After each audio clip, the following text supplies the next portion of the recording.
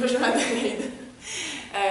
Merci de me recevoir chez toi pour la première vidéo pour mon blog Tout un petit monde.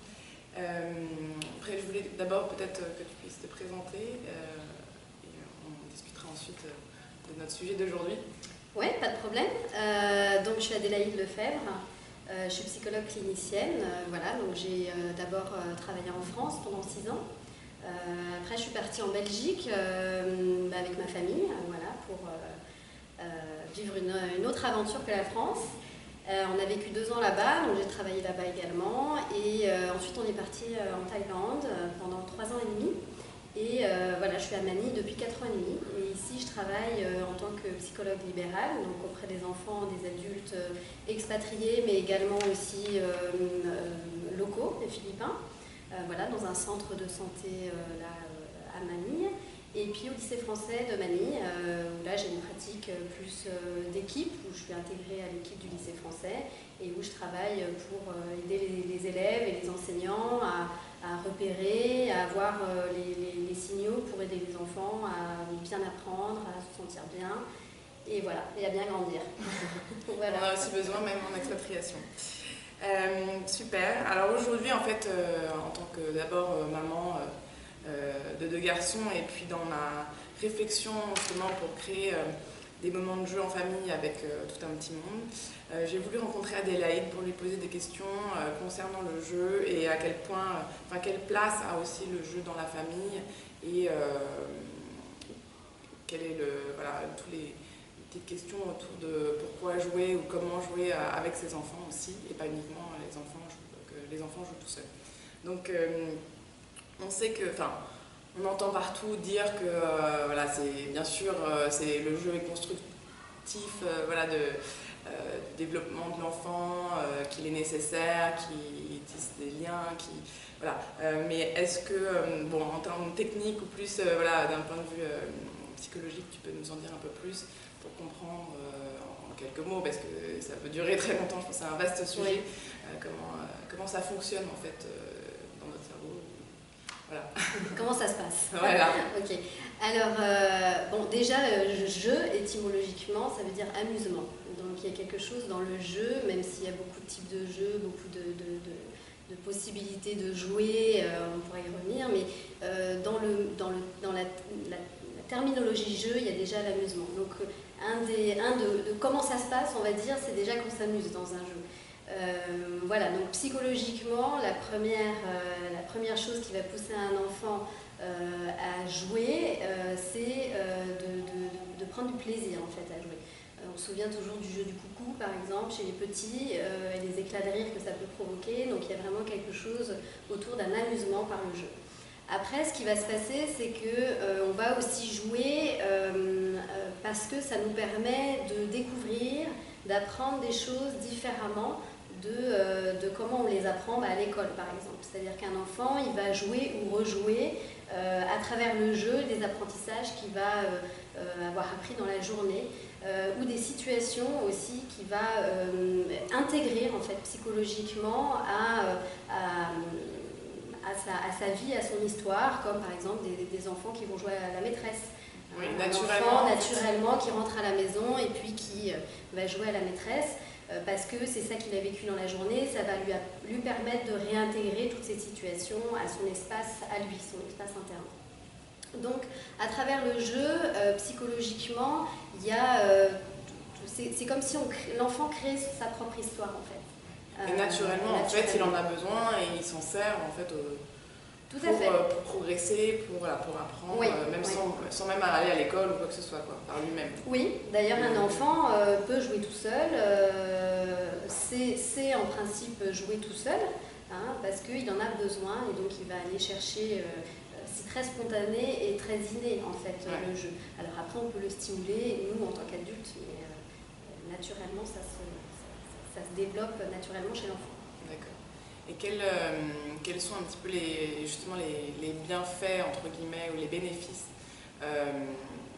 dans leur développement, s'il y a des choses en particulier en fonction, il y a des jeux qui sont plus adaptés pour faire évoluer l'imagination, j'imagine, et d'autres plus les relations sociales, enfin, est-ce qu'il y a des catégories un peu comme ça Oui, de jeux, je veux dire.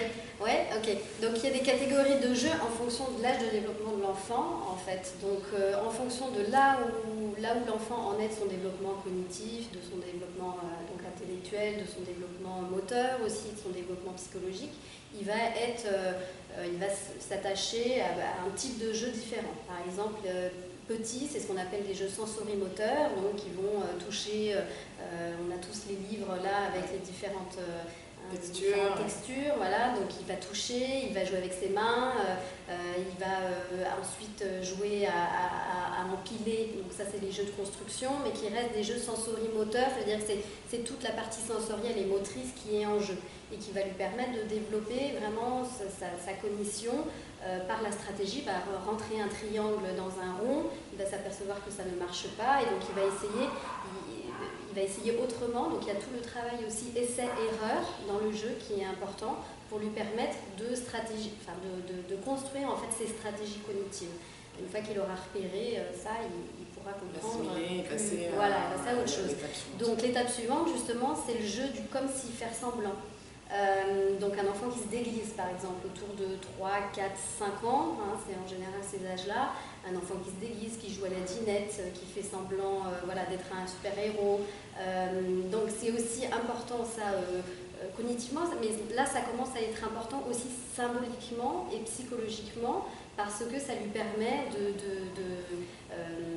d'être un peu dans cette toute-puissance, de continuer cette toute-puissance de l'enfant où on peut être un peu tout, faire ce qu'on veut, avoir cette liberté par le jeu, il y a aussi ça, cette liberté de faire un peu ce qu'on veut, de devenir un super-héros, de devenir une maîtresse qui gronde ses élèves, etc. Donc ça c'est le jeu du faire semblant, le jeu symbolique en fait.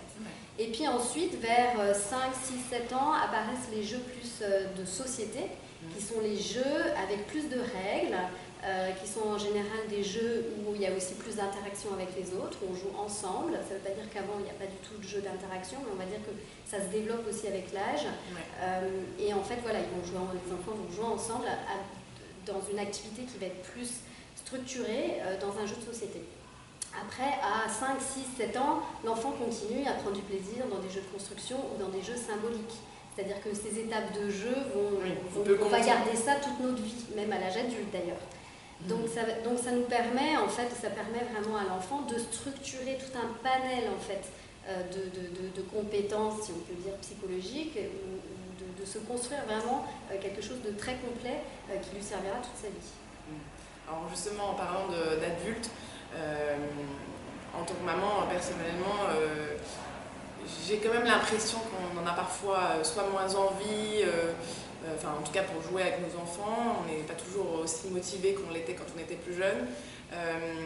D'où ça vient, pourquoi on a parfois ces freins ou ce manque entre guillemets de motivation alors que bon, c'est nos enfants et qu'on se doute que c'est quelque chose de sympa et de bien pour tout le monde, mais alors parfois on manque de temps, mais parfois j'ai aussi l'impression, moi en tant que maman, je me cache aussi derrière d'autres activités du quotidien pour un peu éviter aussi le jeu de société ou le jeu de cartes ou même juste jouer au Lego. Voilà. Donc j'ai un petit peu, je me demandais en tant qu'adulte, qu'est-ce qui se passe dans notre tête, pourquoi ça évolue comme ça. Qu'est-ce qu'on peut faire par rapport à ça? Oui, alors bon, il y a pas mal de choses. Je pense déjà à une première chose qui serait un peu une injonction de la société autour du fait qu'il faut être adulte. Et que quand on est parent, il faut être adulte, donc on est dans une vie d'adulte. Or, jouer, c'est-à-dire arrêter notre vie d'adulte pour aller jouer, psychologiquement, c'est aussi régresser, c'est-à-dire c'est revenir à une vie d'enfant et c'est se mettre d'ailleurs avec son enfant dans une relation symétrique, alors qu'on est dans une relation de parent à enfant, la plupart du temps dans une relation d'éducation, alors que dans le jeu, on est dans une relation symétrique. Et comme tu dis, ça a énormément de bienfaits.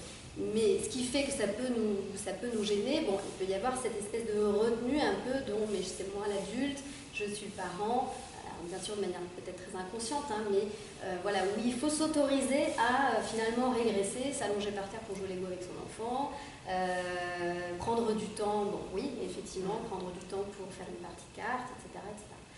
Je pense aussi que ce qui rentre en compte, c'est l'histoire qu'on a eue, nous, en tant qu'adultes et en tant que parents, lorsque nous étions enfants avec nos propres parents, si on est d'une famille où on a beaucoup joué ou pas. Parce que ça, justement, c'est un peu notre fil conducteur pour toute notre vie, ce lien qu'on a au jeu. Si on était avec des parents qui jouaient beaucoup, bon, bah, on va avoir plus de facilité à aller jouer. Si on n'a pas beaucoup expérimenté cette stimulation, puisqu'on a je disais, on a chacun le jeu en nous, mais si on n'a pas été quand même stimulé, porté par un environnement et découvert à quel point on peut justement s'amuser, exactement.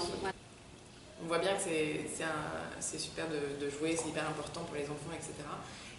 Mais quelle est vraiment la part, l'importance et les bénéfices qu'il y a à jouer avec ses enfants et que les enfants ne jouent pas uniquement seuls ou avec d'autres enfants, mais aussi avec nous en tant que parents. Oui, effectivement, oui, ça permet d'abord en fait de voir que le parent peut être dans une situation symétrique, dans une relation symétrique avec son enfant. Donc pour l'enfant, c'est important pour lui de voir que le parent peut se mettre à son niveau. Parce que dans un jeu, il n'y a plus cette relation d'éducation, il n'y a plus qu'une relation de jeu, on va dire. Donc du coup, ça permet à l'enfant de voir son parent autrement finalement, de le voir autrement que comme un parent, mais comme un compagnon de jeu. Donc ça permet du coup de on va dire, démystifier un petit peu le parent.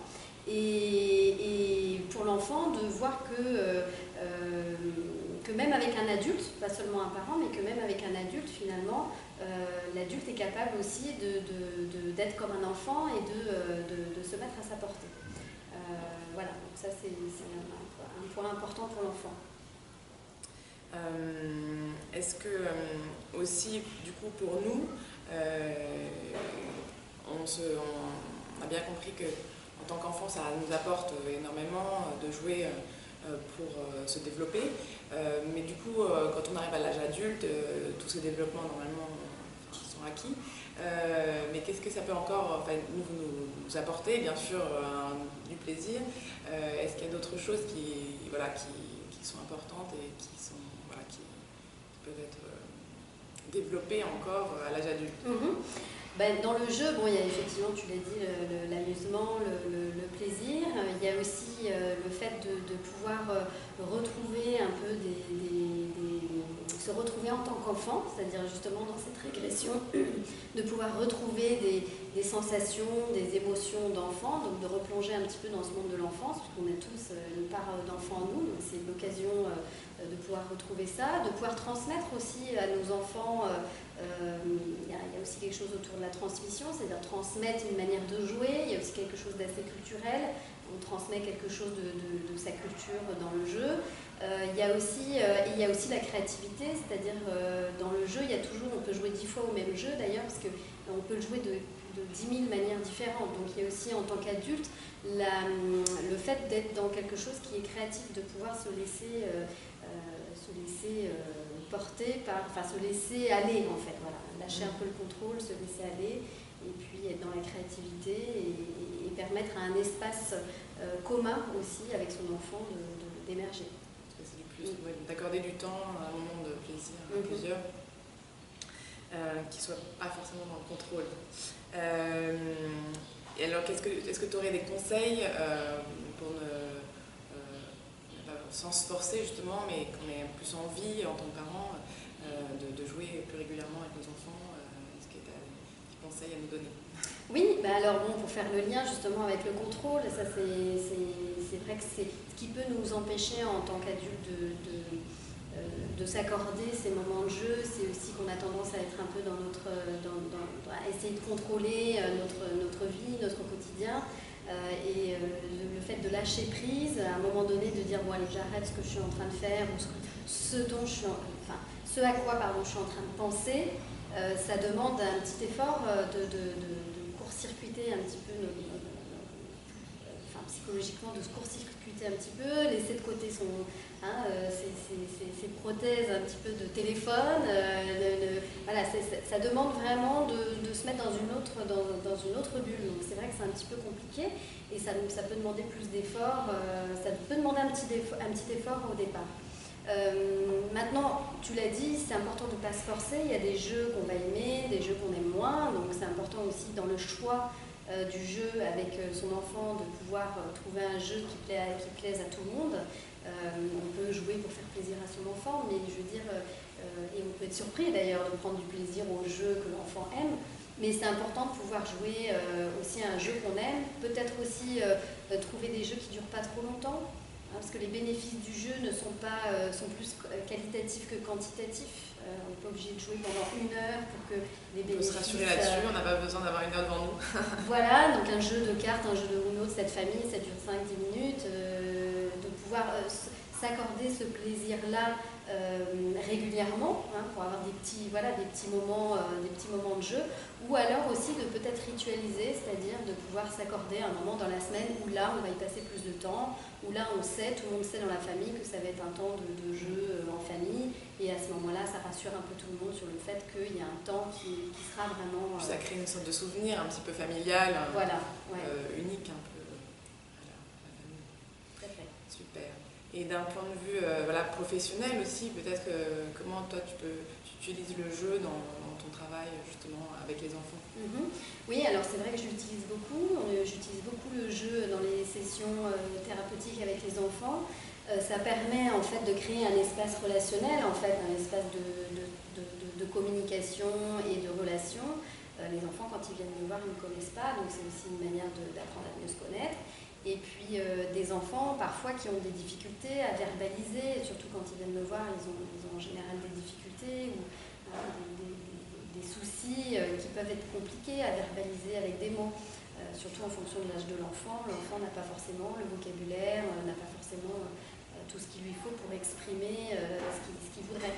Donc à travers le jeu, ça permet de pouvoir faire sortir des choses en fait qui soient ensuite utilisables, on va dire, pour mettre des mots sur les émotions, travailler sur, par exemple, les jeux de société, ça va être plus travailler sur comment on accepte les règles, comment est-ce qu'on apprend à ne pas gagner tout le temps. Donc ça, c'est un matériel aussi thérapeutique pour aider l'enfant à se construire et à aller mieux. Pour tout dire, c'est idéal de pouvoir jouer, de les laisser jouer et de jouer avec eux. Voilà, à vous de jouer, j'imagine, avec un petit moment, un petit rituel et des moments courts pour que ça nous donne vraiment envie de s'y mettre. Et puis finalement, se laisser aller, on se rend compte qu'en fait, on profite. Tout le monde en profite. Voilà. Merci Adèle et Aïd. Merci Marine, à bientôt. À bientôt.